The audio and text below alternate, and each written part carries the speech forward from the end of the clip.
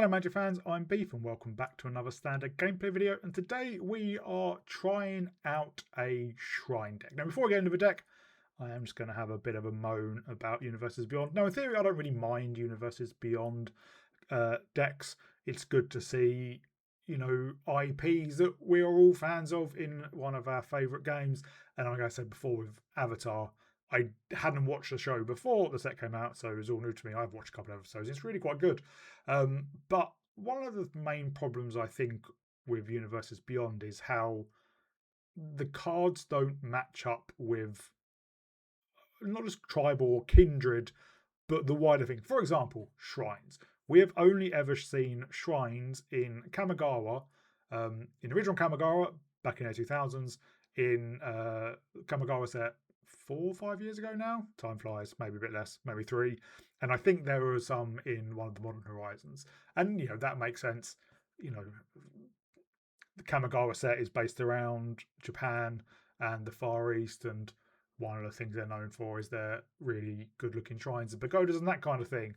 And we have got shrines in Avatar, and obviously that's a flavorful thing. You know, they're the air temple and island temple and various other temples, but there is literally no other support for them. So what are the shrines, just quickly? We do have there are basically 5 shrines, 1 for each colour, and they're all legendary. So Northern Air Temple is 1 mana for a black. It says when it enters, each opponent loses X life and we gain X life, where X is the number of shrines we control. Then when another shrine we control enters, each opponent loses 1 life and we gain 1 life. So all shrines have that format. When they enter, they do X based on number of shrines we control, and then when another shrine enters, they do that thing as well. So Northern Air Temple drains our opponent. And then that's a 1 mana one. Then Spirit Oasis in 3 mana slot. Draw a card for each shrine we control when it enters. Then when another shrine we control enters, draw a card. That's probably the most powerful. Then we've got the Southern Air Temple in 4 mana. When it enters, we put X +1/+1 counters each creature we control, where X is the number of shrines we control. Then whenever another shrine you control enters, put a +1/+1 counter on each shrine. Each creature we control. Crescent Island Temple, also 4 mana. When it enters, for each shrine we control, we create a 1/1 red monk creature token with prowess. And then when another shrine enters, we create a 1/1 red monk creature token with prowess. And finally, we only have 1 copy of Kyoshi Island Plaza, 4 mana. When it enters, we search the library for up to X basic land cards, where it's the number of shrines we control, put it on battlefield tapped, and then whenever a shrine we control enters, we search our library for a basic land card and put it onto the battlefield tapped. And the problem is, this is more about flavour than actual functionality, in my opinion.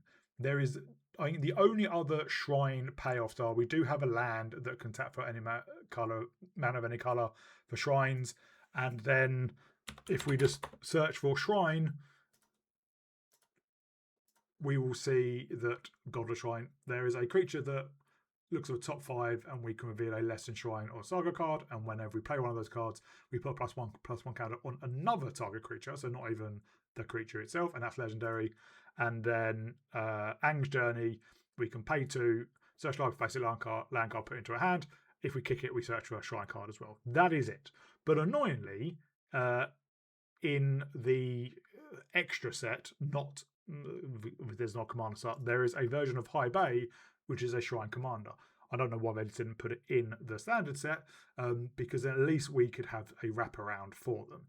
And because they're legendary, obviously we don't get a huge amount of value anyway. So those are the shrines. And it's, you know, unless we get, you know, more shrine payoffs or shrine enablers in, I think the next set is Lorwyn, which I don't think we will. It's just, you know, great, we've got shrines in Avatar. A bit like lessons, but lessons are just instant sorcery, so it doesn't really matter. And that's the issue I have with Universes Beyond. When the cards are created for flavour, not for function, I think you lose out on stuff. But anyway, rant aside. So those are the shrines, and we're playing all of them, although we're only playing 4 copies of the Air Temple Spirit.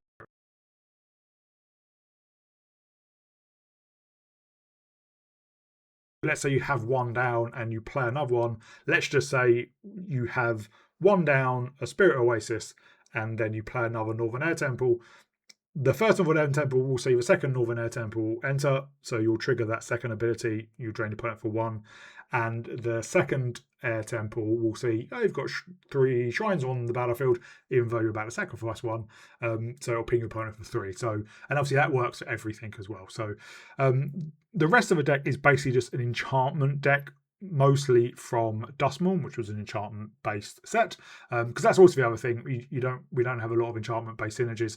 I did think, oh, Scroll Shift's really good, lets you flicker an enchantment, but that rotated out of standard. And then I also like, oh, maybe we could airbend them. No, airbending is just creatures only, not enchantment. So as far as I know, there is no card in standard that lets you flicker a enchantment, which is really annoying, because I think that would really make this deck really, really powerful. But the rest of the deck, Authoritative Consoles, it's enchantment, so we get value from it. It slows our opponent down, gains us life, really good. Optimistic Scavenger, when enchantment we control enters, we put +1/+1 counter on target creature. Child Mage's Rescue, when it enters, it has flash, and we enchant creature we control. When it enters, that creature gets hexproof at the end of turn, and the child creature also gets +1/+1. Enchanted by Ghost probably needs no introduction. Gremlin Tamer, not an enchantment, but when an enchantment we control enters, we do create a 1/1 red gremlin creature token. Inquisitive Glimmer is an enchantment, and it reduces the cost of enchantments by 1 mana, so that's good to help multi-spell or just get things down earlier. And then 3 copies of Entity Tracker, a 3 mana 2/3 flash. When an enchantment we control enters, we draw a card. So this is really good if we have that curve of, say, like Optimistic Scavenger into, say, an Inquisitive Glimmer, and then flash in an Entity Tracker, and then play out some of our shrines to draw into more shrines, get value by drawing cards with Entity Tracker and getting the value to the shrines themselves. Mana base obviously is a bit wonky. We are technically in 5 colours, but mostly white and blue. So we have plains and islands. We have 1 swamp, then 4 Floodfarm Verges, 2 Sacred Foundries for white, and the red for Crescent Island Temple. 4 Multiversal Passage, which we can play on whatever we want generally. 3 Starting Town as well, and then 3 White Lotus. White Lotus, you can pay 1 colourless and tap it and 1 mana of any colour, so we filter it as well. So that's what we're going to be using to cast Kyoshi Island Plaza. We don't have any standard green mana, so that's the deck. It is very, very hit and miss. As I said, there is no other support for temples in standard, and I don't expect there to be going forward. So it is a bit of a shame that they have these really flavourful cards that are basically unplayable, because, you know, 3 mana to draw 1 from Spirit Oasis is bad. If you're drawing 2 or 3, that's good, or if you're getting further value, but it's so hard in this such quick standard to actually get to a stage where you can get value. Not impossible, and hopefully the gameplay shows that.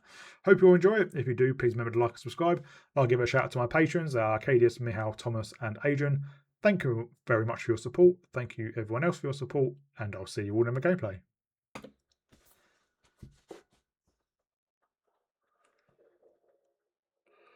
We go first. Decent hand.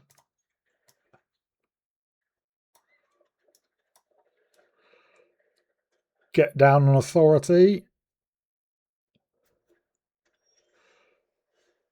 Let's get down a Glimmer.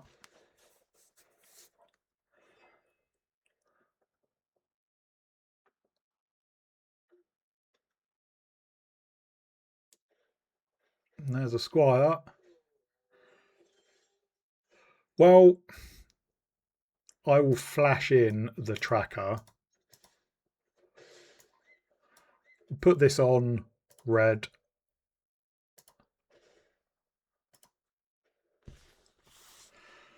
Obviously, if the Squire attacks as is,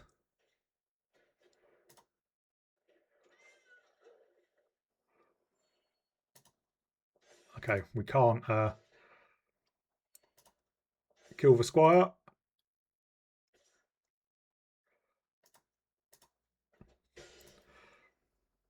But we can play out the Entity Tracker. Let's start in Sheltered by Ghosts on the Tracker. We will take out Arabo.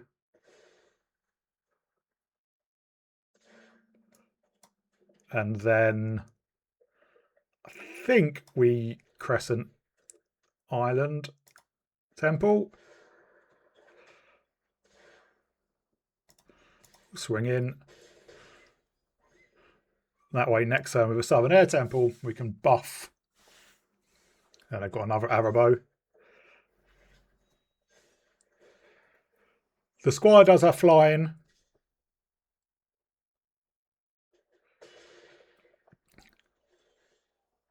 But we are about to pop off slightly.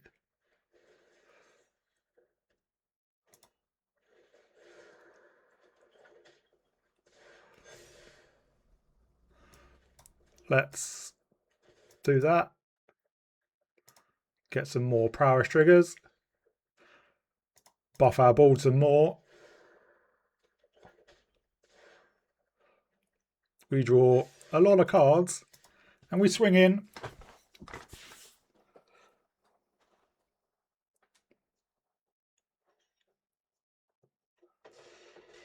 They're down to 2. We're back up to 20.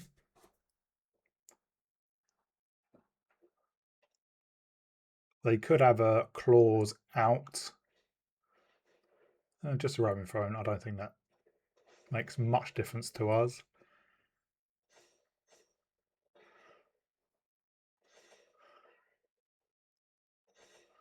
They can hit us for 12.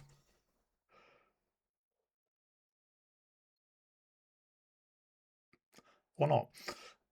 That's probably sensible. And yeah, we could play out another Spirit Oasis.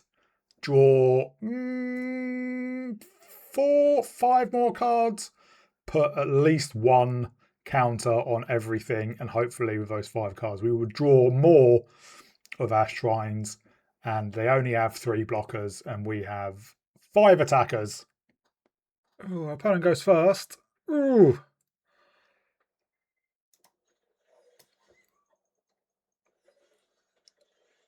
I'll play this on white.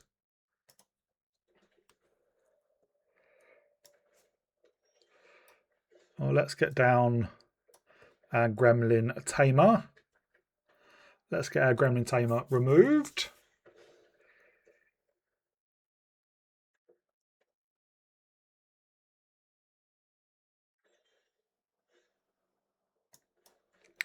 Let's get down our Inquisitive Glimmer.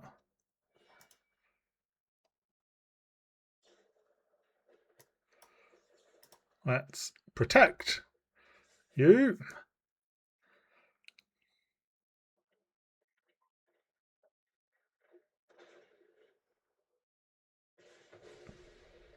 Oh, we can get a basic land.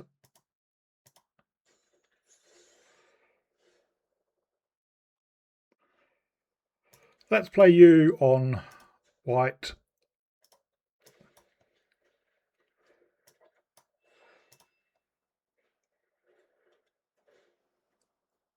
Take out the Hellkite.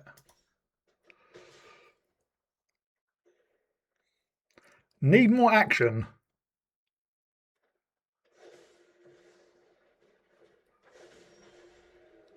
Well, another Shelter by Ghosts will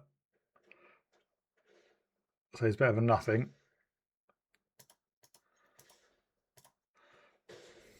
They're down to 9.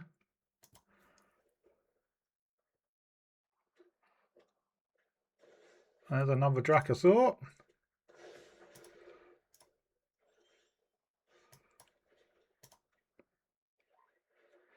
There goes another Dracosaur.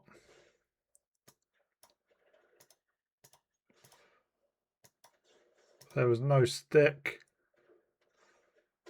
And yeah, we kill them with 2 creatures. Our opponent goes first. Well, we have an all right hand. Ish.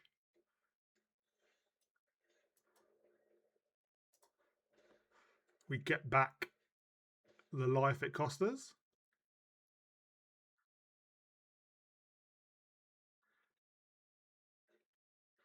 Oh, good. Life gain. We might just be too slow then, and we don't have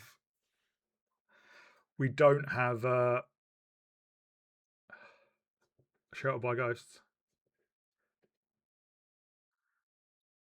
I'm hoping that they didn't have the life gain enabler.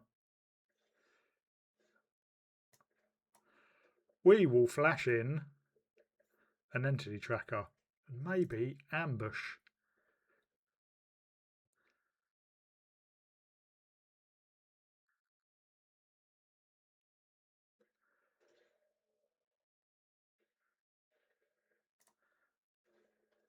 Eek.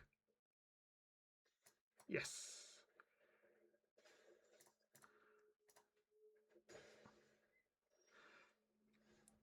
Yeah, reduces, and it is an enchantment creature. So if we do this,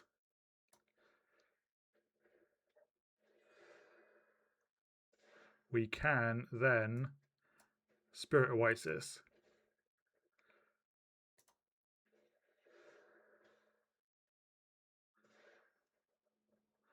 All the lands.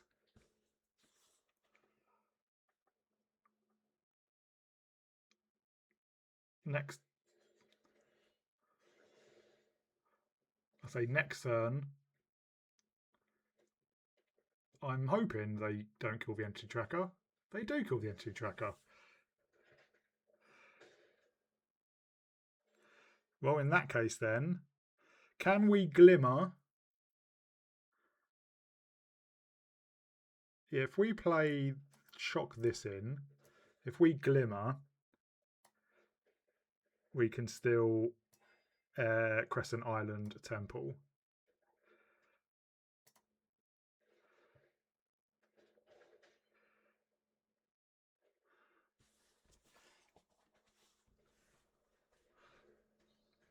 It'll be interesting to see what they take. Probably the Southern Air Temple.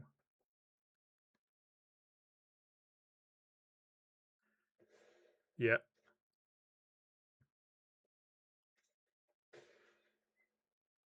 We're down to 9.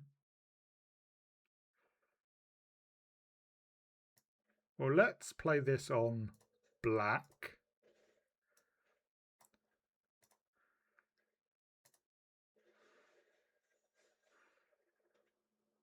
Keep you.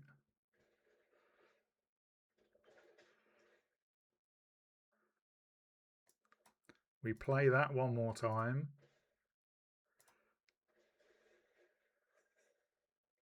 Keep you. And our opponent scoops. We then play out another Spirit Oasis and draw 4, it would be. Well, actually 5, because we draw 1 from the Spirit Oasis entering, from the first Spirit Oasis, and then 4 from the new one, while pinging and creating going wide. And then we'll probably have we'll have a full grip, and then we smash in for maybe just lethal. Actually, this isn't the best, but mulliganing is never worth it. Let's get down the scavenger. Then we can Shelter by Ghost turn 2.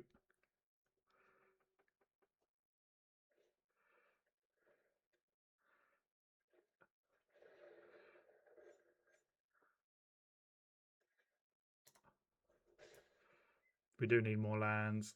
And let's pray they do not have a protection spell. Doesn't seem like they do.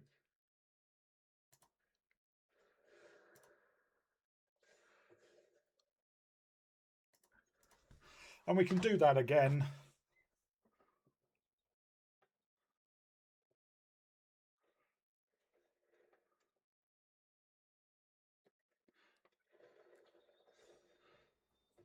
Well, they can't level it up, the Incubus talent, to give the Chocobo ward.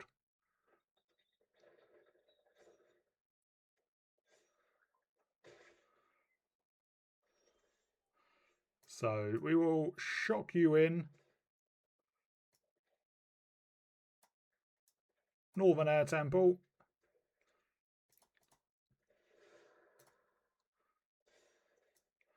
Sheltered by Ghosts, time number 2. Get rid of the Chocobo.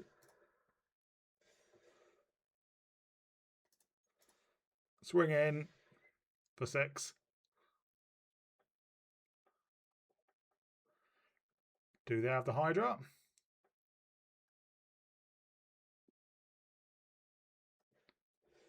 No, they have a Regent.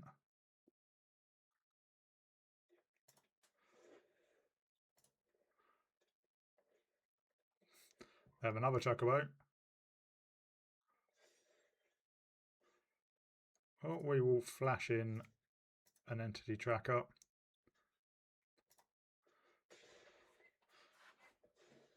We're up to 29.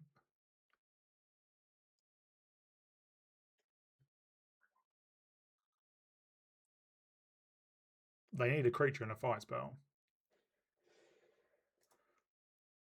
More lands.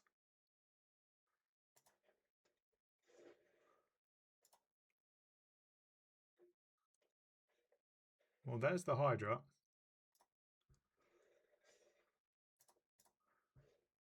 I don't know why they didn't do that before.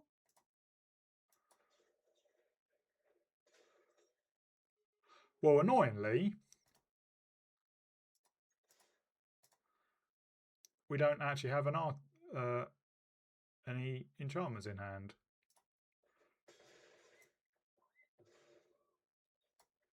We'll play this on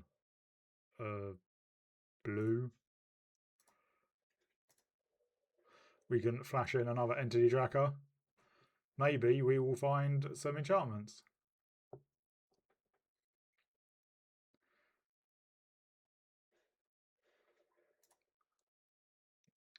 Wow. The Hydra dies straight away. A Roboroid obviously is a massive issue.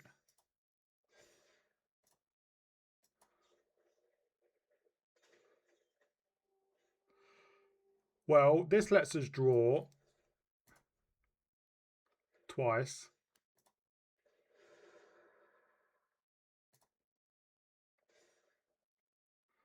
Land. You're an enchantment.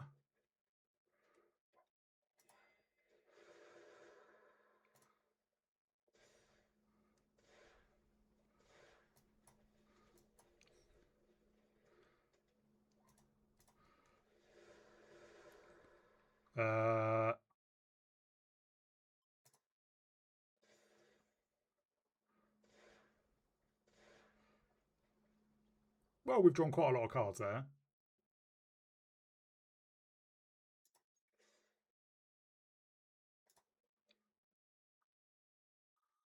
They can double block.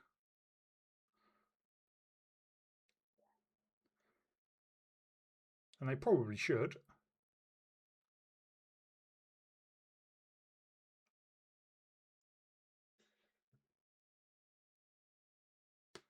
We will kill the Roboroid. They do get back their Chocobos.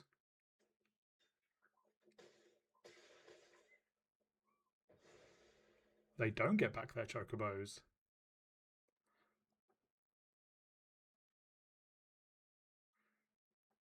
We are at 44 life. Wow.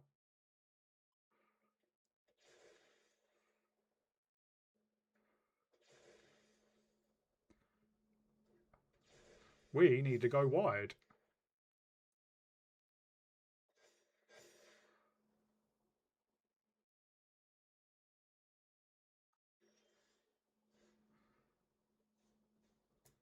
Right. Let us... You are an enchantment.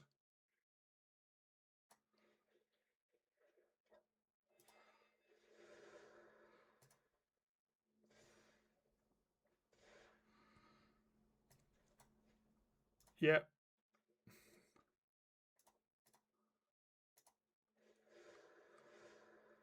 We'll go there again. And that is game. There we go, we got there. Our opponent goes first. Well, we can turn one scavenger. Turn to passage on blue.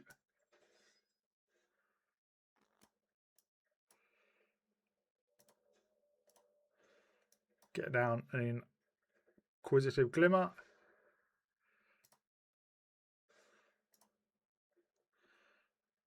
Up against a servondum.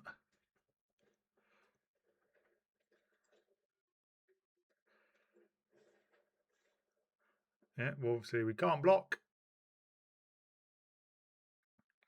Actually, we can. They can grow up to a 3/3.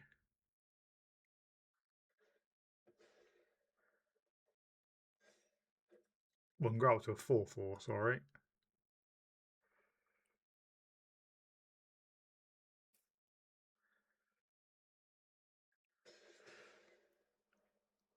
But they don't. Well, we can flash in an entity tracker.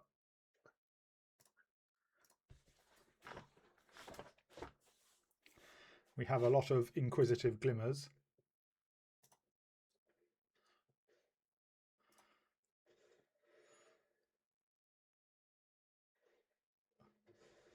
They go put a counter. Is it a counter or? Yeah, it is a counter. That's pretty powerful.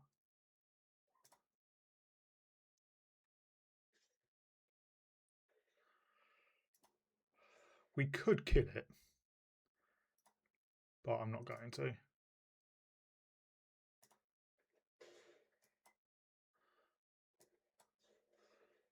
Flash in the tracker.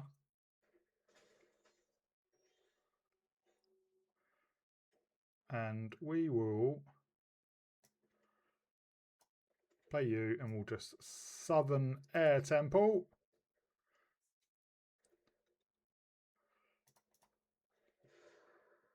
We do get a draw.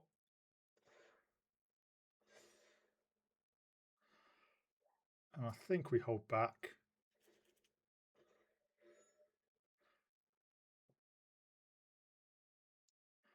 Next turn we can Air Temple and Glimmer.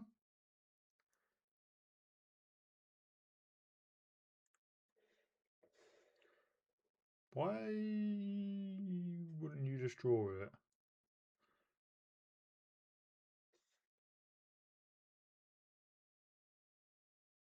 I think that's a bit telling.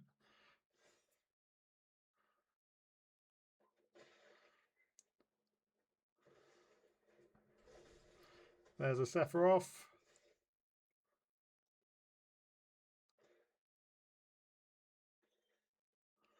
Well, I think let's play out the Tamer.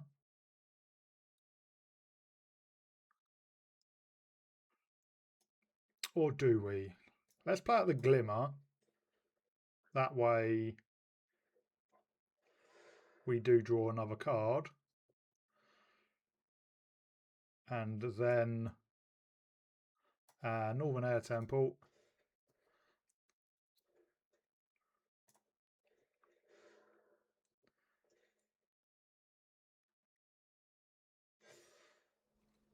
And I think we play out Aqua Quailer.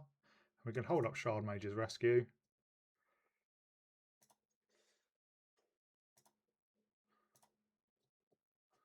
They don't block. I don't blame them.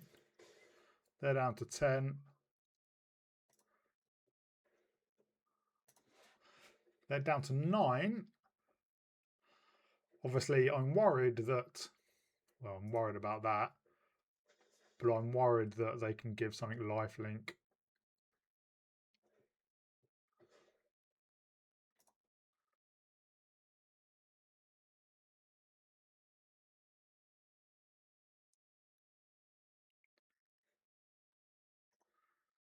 Well, they are completely tapped out.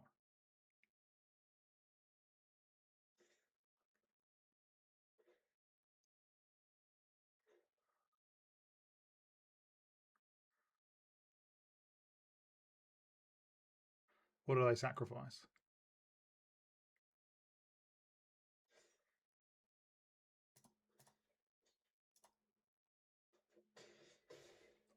Oh, because of the Voice of Victory. we couldn't cart that. Not happy about that.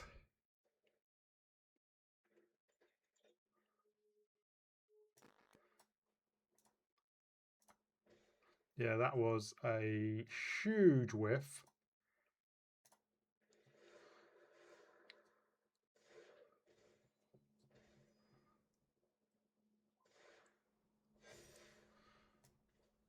An authoritative consoles.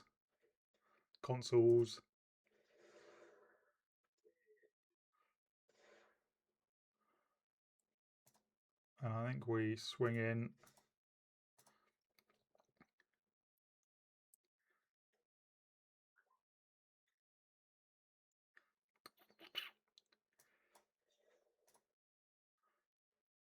Let's, because our obsessive pursuit kills them.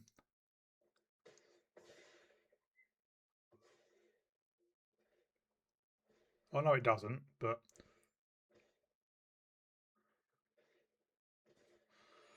can we survive?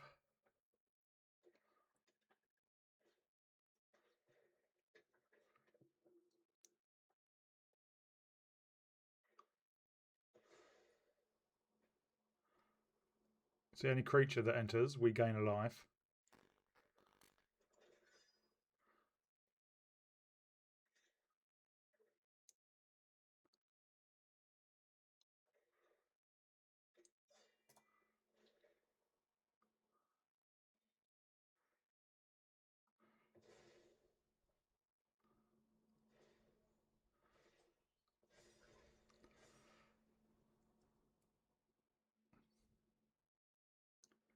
So I think we've got it.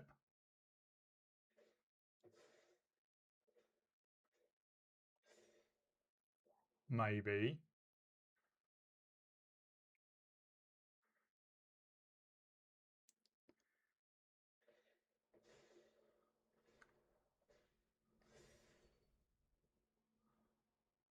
Oh, that just, they...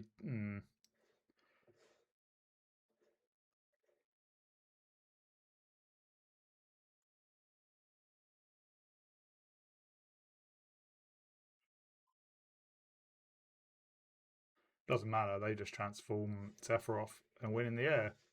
Yep. Fucking stupid.